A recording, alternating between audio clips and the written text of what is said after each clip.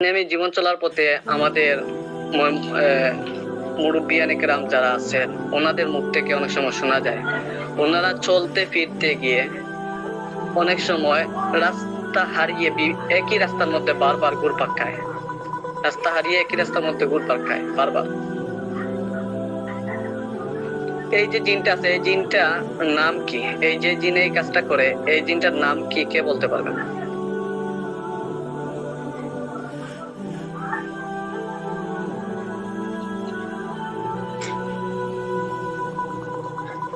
উস্তাদ যে কারেন্ট জিন হতে পারে?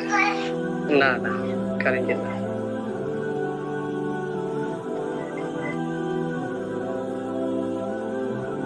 একটু ওয়েট করেন। দুইটা জিন আছে। আমাদের একটা কথা বলে যে পথ ভোলা ধরছে। হ্যাঁ,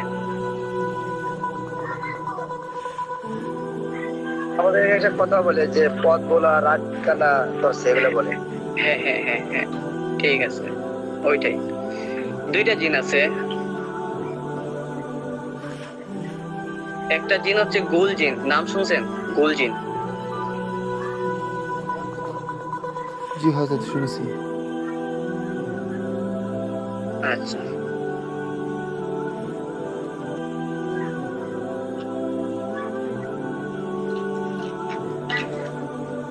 গুল জিন যেটা আছে ওই গুল জিনটা কিন্তু মানুষের রাস্তা বলিয়ে দেয়। এই হচ্ছে একটা জিন।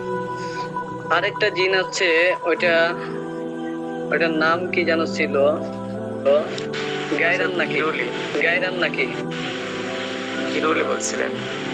গিরুলি। আমার কথা শোনা যায়? গিরুলি। জি। আচ্ছা আচ্ছা। এই যে নামটা, এটা কি শুনছেন কখনো? শুনেন নাই? এটা শুনেন নাই? এ সম্পর্কে এই জিনটাকে, এই জিন সম্পর্কে সকলের আসলে ধারণা নেই।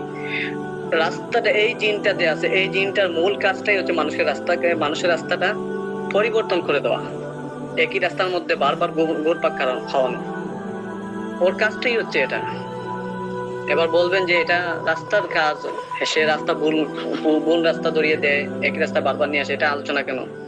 এটা তদবির জগতের মধ্যে একটা সম্পর্ক আছে, আমি আসতেছি, কয়েক মিনিটের মধ্যে ছেড়ে দেবো ইনশাল্লাহ। এটা বারবার, এটার কাজটাই হচ্ছে গিয়ে মানুষের রাস্তাটা পরিবর্তন করে দেওয়া, একই রাস্তার মধ্যে বারবার ফিরিয়ে আনা। এতে তার ফায়দা হচ্ছে সে দেখে হাসে, মজা নেয়, মানুষকে নিয়ে মজা নেয়। বুঝতে পারছেন? এখন আসি তদবির জগতে, সে কি ধরনের প্রভাব ফেলে।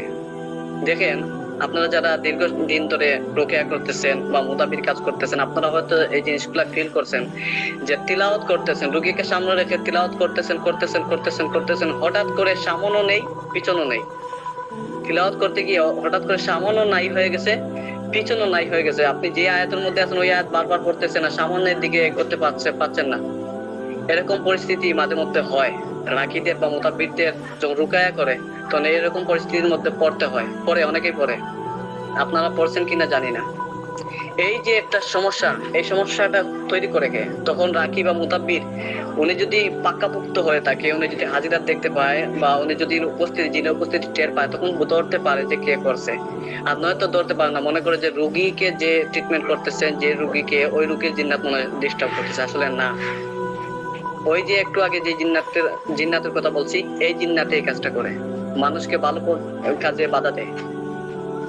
ওই আপনার সামনও বুলিয়ে দেবে, ওই আপনার পেছনও বুলিয়ে দেয়। তারপর হচ্ছে কি আপনি ট্রিটমেন্ট করতেছেন, হঠাৎ করে রোগীর অবস্থা দেখলাম শুরুর দিকে ভালো, মধ্যখানে গিয়ে খারাপ হয়ে গেছে, তখন আপনার মস্তিষ্ক কাজ করতেছে না, কি যে করব। এই যে মস্তিষ্কের মধ্যে কি যে করব প্রশ্নটা ঢুকিয়ে দিয়েছে, এই ঢুকিয়ে দিয়ে দেয় কিন্তু ওই জিনটা। এই জিনের কাজ হচ্ছে এইগুলা। আপনি যখন ভালো কাজ করবেন তখন আপনাকে এক জায়গার মধ্যে আটকিয়ে রাখবে, এক জায়গার মধ্যে আটকিয়ে রাখার কাজ হচ্ছে এই জিনের।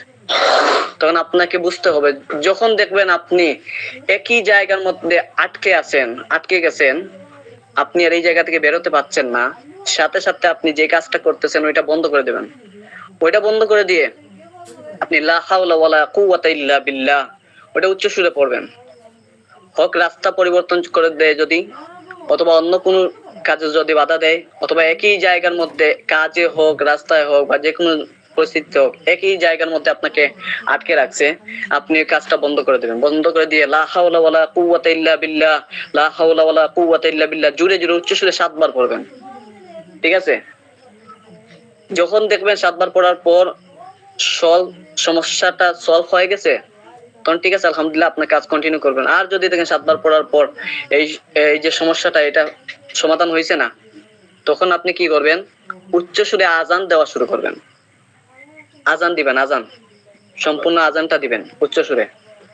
আজান দিবেন, ইনশাআল্লাহ সে আপনাকে বাধা দেওয়া থেকে সরে যাবে, যেতেই হবে ওকে। আজান দেওয়ার সাথে সাথে মানে সরে যেতেই হবে ইনশাআল্লাহ। এটা নোট করে রাখবেন। প্রাসঙ্গিক আলোচনা, এটা জিন সম্পর্কে জানা জরুরত। নোট করছেন?